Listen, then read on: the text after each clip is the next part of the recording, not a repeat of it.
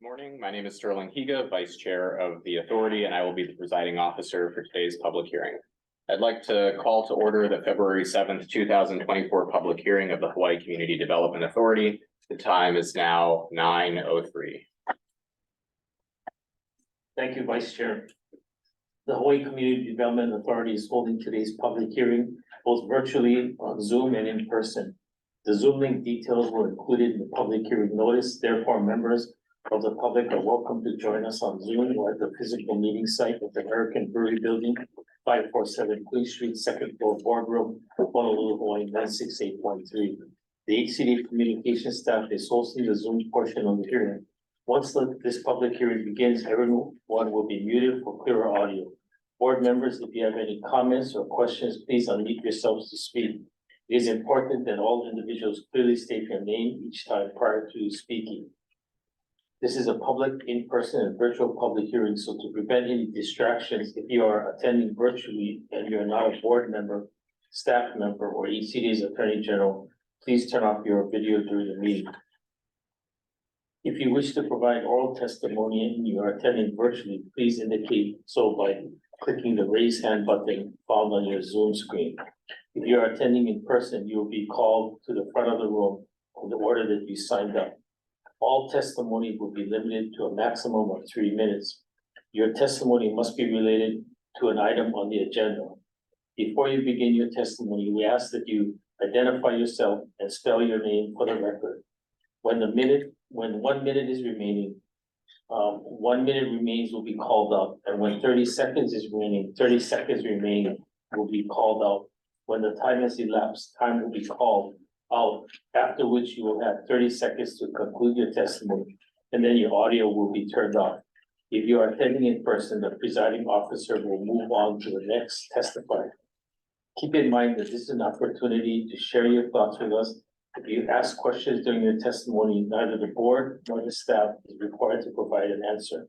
If the authority's connection for the remote meeting is lost, the hearing will be recessed until the connection is restored. If the connection cannot be restored within 30 minutes, the hearing will be reconvened to Thursday, February 8th at 9 a.m. at the same physical location and virtual Zoom link as today's hearing. Thank you. Vice Chair. Let the record reflect that the following Kakaako members are present. Chair Ishii is excused. Vice Chair Higa is present. Secretary Peter Repo. Present. Member Miranda Johnson is excused. Member Anderson. Present. Member Streitz. Present. Member Evans. Present. Member Sakota. Present. Vice Chair, we have 6. We have quorum. Individuals from the public who have requested to provide verbal public testimony on a specific agenda item are on standby and will be permitted to provide testimony respectively. Thank you, Vice Chair. Legal basis and purpose. Today's public hearing is being convened under the provisions of Chapter 15-217, Mauka Rules, and 15-219, Rules of Practice and Procedure, Hawaii Administrative Rules, and Section 1-28.5, 91-3, 92-41, and 206E 5.6, Hawaii Revised Statute. To consider the following: amendment and compilation of draft HAR Chapter 15-217 relating to the Kakaako Mauka Rule. The proposed amendments were presented at the January 3rd, 2024 public hearing.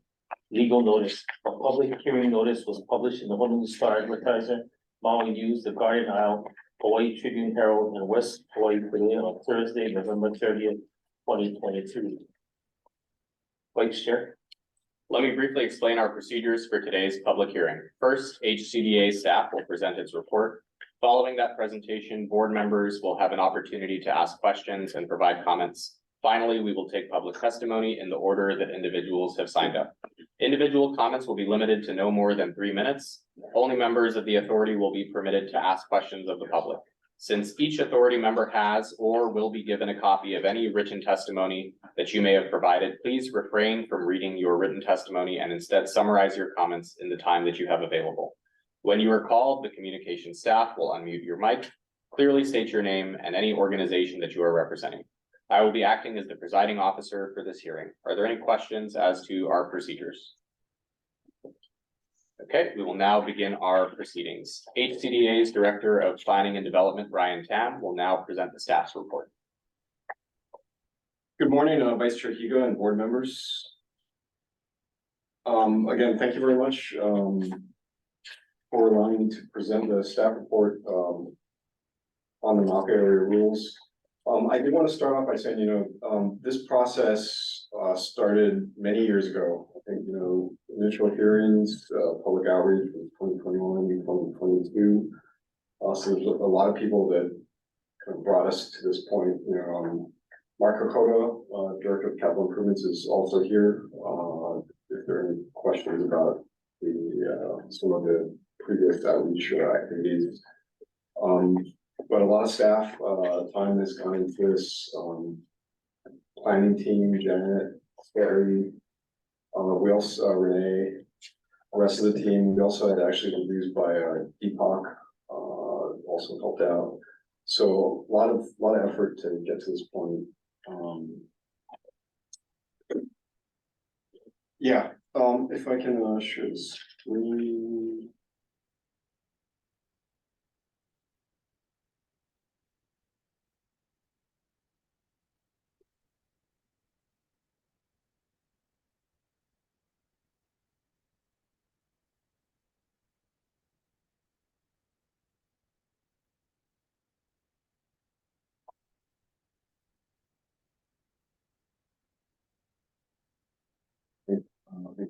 Um,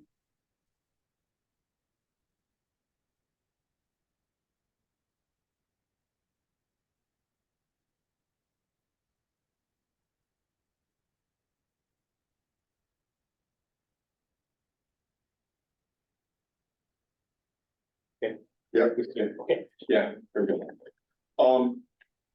So again, just I'll do a real quick presentation. I did also want to start out by saying we did receive testimony from PBR Hawaii. It was actually Monday afternoon, and a lot of that was due to an error on our part. We accidentally posted the wrong version of the rules. And so unfortunately, a lot of the PBR previously submitted comments, a lot of those comments we had already incorporated, but unfortunately we didn't get those out. So I think yesterday we reposted the correct version of the rules, and we got that copy to PBR. And we also sat down and discussed with Tom Schnell, and we did address, I think, a lot of his concerns. Some of their suggestions we did not take, just because staff kind of went through it and felt that it was not what we wanted to do at this time. But certainly open to any suggestions, looking at some processes to incorporate in the future. Okay. So I'll just go on real quickly. I know we have some quorum issues, scheduling issues. Again, Mauka Mauka area, we'll focus on the area, Mauka Balmoral Boulevard. Again, the objective of the rules, reflect the community, reduce government red tape, promote our walkable communities. And the big thing is actually to promote incentive zoning to promote the development of community benefits, such as reserve housing. Just wanted to remind you, I think we presented this to the board last year, but more recently have not. Again, there were very extensive virtual community meetings, online surveys. The HCDA team was out at the farmers market during the pandemic, or after, just after the pandemic. Lots of extensive social media. There was a hui of Native Hawaiian representatives from the community that helped to kind of review some of the language, and so their suggestions are in here. There was also a policy design tank from the University of Hawaii Community Design Center, and so they convened some working groups, and they went into a lot of detail in terms of reviewing the proposed incentives. And their report is available on the website, as is a report by hierarchy which is a consulting firm, local that reviewed, and developed the incentive zones. And again, Mark is here, but if there are any more specific questions. Again, a lot of the incentive zones were recommended by the Affordable Housing Rental Task Force back in 2018. And there was a transitory development overlay plan and EIS that was all conducted early in the year. Again, community surveys, I think over 130 members participated in the survey, online survey. They talked about the types of improvements that they wanted to see in the Mauka area. And those were prioritized at some level into the incentives. Again, our main objective, I've talked about this before, we're trying to streamline the permitting process, making permits more accessible, right sizing them to the type of work. Excuse me, the court reporter asked if you could speak a little louder. Okay. So we're trying to, again, right size the permits, making them more appropriate to what's the type of work that's going on. Again, parking reform, we're taking out the parking minimums to be consistent with the city. FAR is going up. Incentive zones, looking at the areas in pink, purple. So those are the areas where we apply the incentive zoning. Again, I think we've talked about this last month. Other benefits, providing additional floor area ratio. And these could be the areas that you see in blue for additional bonus floor area for providing benefits such as reserve housing, urban agriculture, public facilities, things like that. Again, we have a bunch of different proposed incentives. Those have not changed since the previous draft. Live work, public amenities, types of incentives, environmental incentives, shelter hardening, for example, urban form, robotic parking, and then for specific types of public facilities, providing FAR benefits, allows public pavilions, dog parks, like that. Again, a lot of the base rules haven't changed. Again, trying to increase the building heights in the shared neighborhood, adding flexibility for complete streets, greater consistency with the city.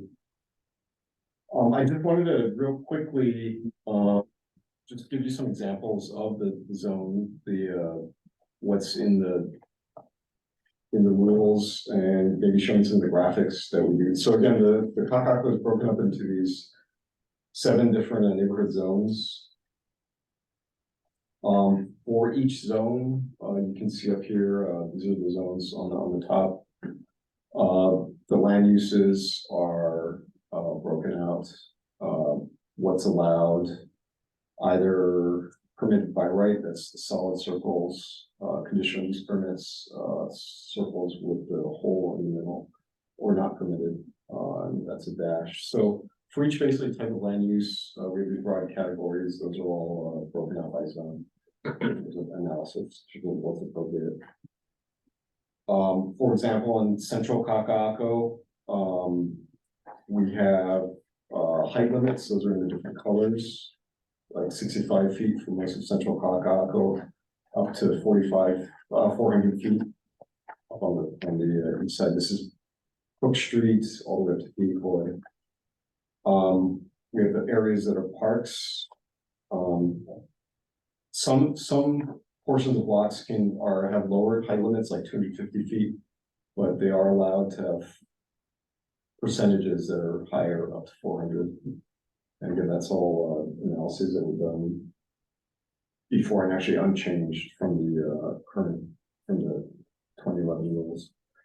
Also, we designate some streets as primary parking access streets. So these are a lot of the back streets. And then if driveways can't be located on those, there are alternative parking access streets. And those are designated by the different colors Again, for each, we have building types, so different typologies of buildings and whether or not they're allowed, is in a column. And the height limit of those, so we have building types, we have frontage types. We have build to lines, these are the distances for the setbacks. And then building forms and other footnotes. Where we try to, where there are additional details required. And so again, these are all kind of in the graphics. Again, here's an example of a lay building, it's a building with a courtyard in the middle. Or, and then a shop, frontage. So again, it's a form-based code, so it's a little different from some of the other jurisdictions in Hawaii, but this is all intended to really shape the public realm in the city. In terms of edits, we had about 25 edits that we made based on Attorney General comments, also incorporating public comments, feedback that we got, and other staff edits. A lot of it included updating language, bringing over some of the updates that we Kai rules. So those are in here. And then just updating definitions.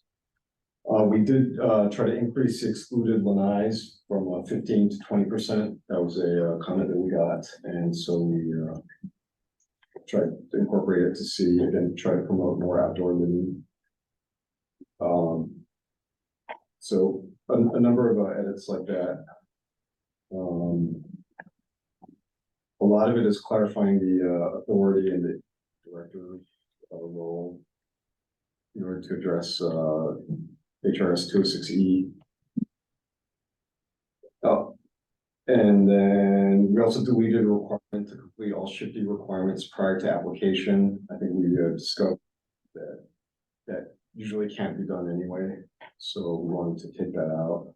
So things like the archaeological recovery plan, those are done way after the building's completed, so we wanted to clean up the language. Yeah, eliminated storage and parking garages. We proposed to put some language in to in case. I think the concern was that storage areas could be converted to occupied use, and so we had some proposed language to prevent that. Now that we're considering parking garages and storage areas as floor area anyway, you know, you can not be concerned about that.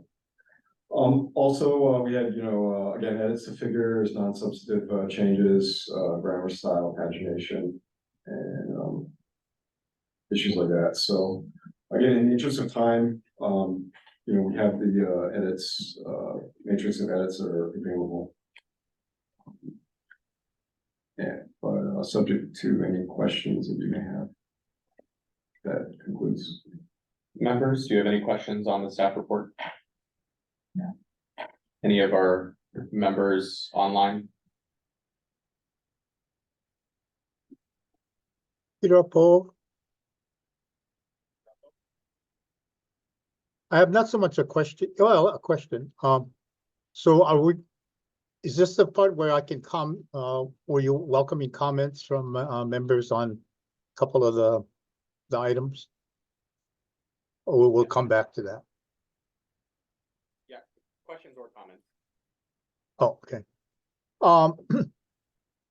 I'm fascinated by the incentive program, and I think most of you know that there is a thing with the state and county called the public precinct.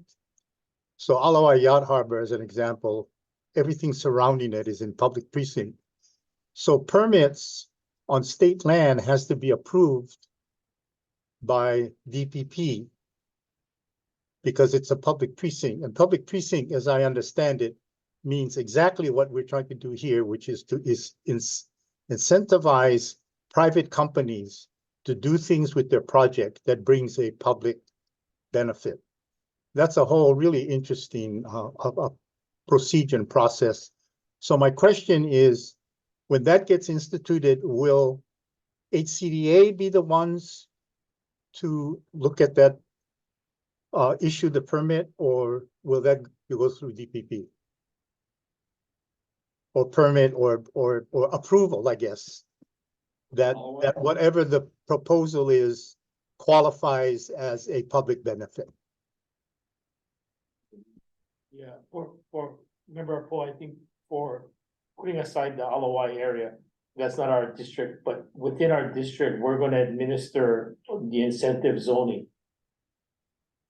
Yes, but who says that the proposal to credit the applicant that they are meeting whatever our standards are as a public benefit? Who rules on that? Would that be us, ACDA? It's gonna be the authority, so for example, if the applicant provides public art. Public art, that's gonna yield a certain, bonus or incentive. If the applicant provides, shelter hardening, that's gonna be another incentive, so the authority will review all that in the development permit.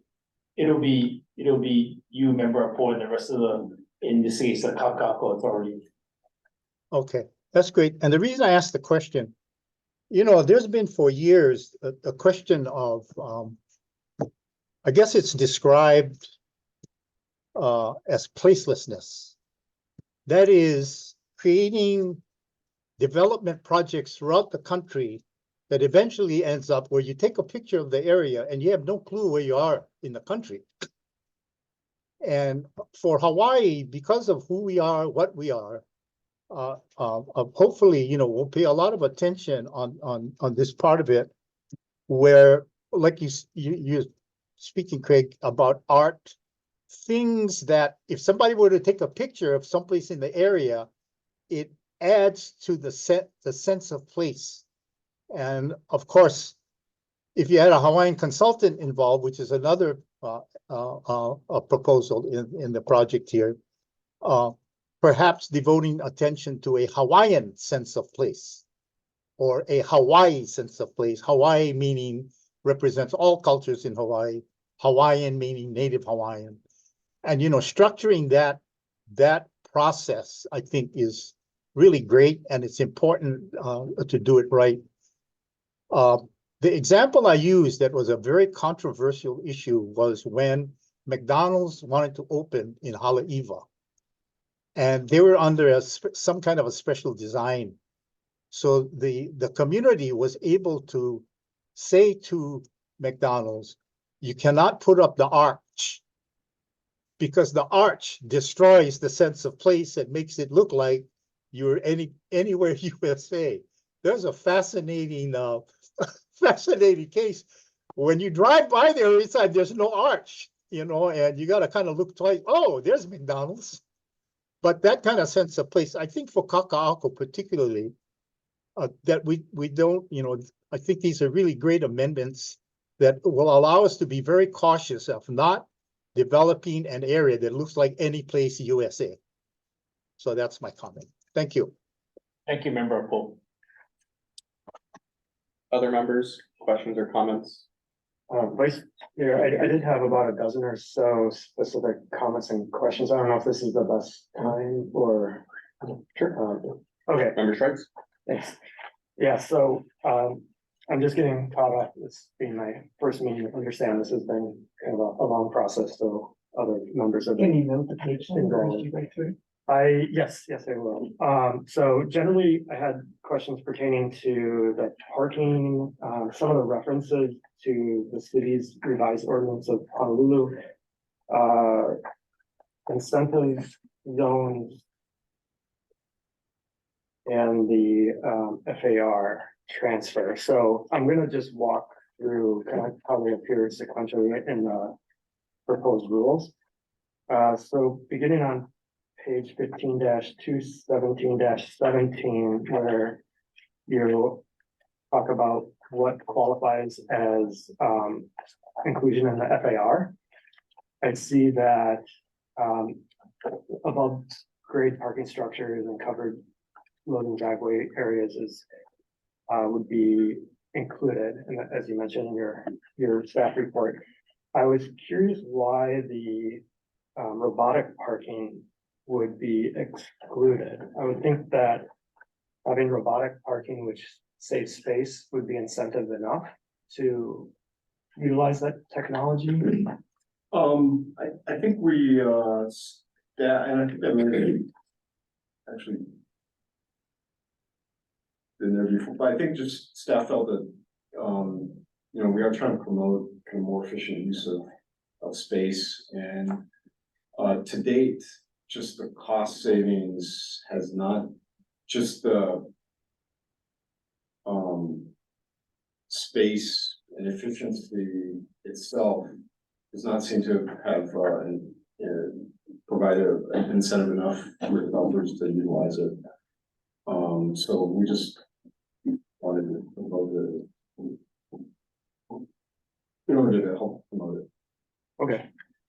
I'm gonna come back to the parking that ties into some other areas of the plan, but just moving forward to the next item on, let's see here, page 15-217-21.